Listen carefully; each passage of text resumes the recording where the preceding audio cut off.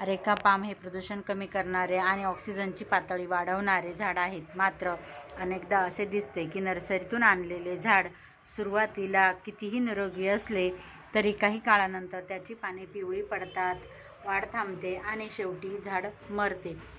तर ओम साईराम, तुमचे माझ्या व्हिडिओमध्ये स्वागत आहे. व्हिडिओ कुठे न स्किप करता पूर्ण बघा आणि आवडल्यास लाईक आणि सबस्क्राईब करा.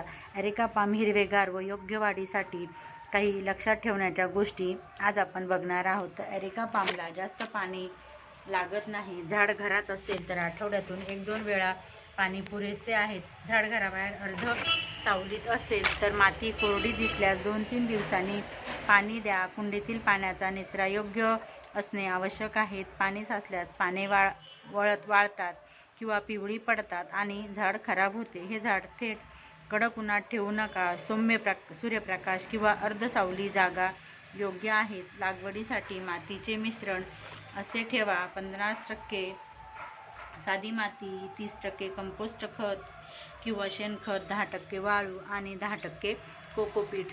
झाड घरात ठेवताना जिथे सूर्यप्रकाश आणि मोकळी हवा मिळेल अशा जागा निवडा. पाने हिरवी ठेवण्यासाठी 2 लिटर पाण्यात 1 टेबलस्पून एप्सम सॉल्ट मिसळून फवारणी करा. त्यामुळे झाड निरोगी राहते. मुळांभोवती हवेचा प्रवाह राहावा यासाठी दर 20-25 दिवसांनी हलकी खुरपणी किंवा माती जी आहे ती सैल करा. 2-3 महिन्यांनी कुंडीच्या वरची 1 ते 2 इंच माती काढून त्यात 2-3 मुठी शेणखत किंवा वर्मी कंपोस्ट घाला. महिन्यातून एकदा मुळाच्या जवळची जी माती आहे ती खोदून व 1 चमचा वापरलेली चहा पावडर घाला. यामुळे वाढीस मदत होते. झाडाची पाने किंवा देठ वाळलेले दिसल्यास ते कापून टाका. 1 लिटर पाण्यात 50 मिली बुरशीनाशक किंवा कीटकनाशक मिसळून दर 3ऱ्या दिवशी झाडांच्या देठावर ओतून किंवा फवारणी करा. तर परत करू शकतो ना, थोडासा व्हिडिओ काढून घ्या, जरा उठून काढावा म्हणजे जरा कळतं. नुसतं एक पान काढतो, झाड केवढं आहे काय आहे असं काढ ना. हां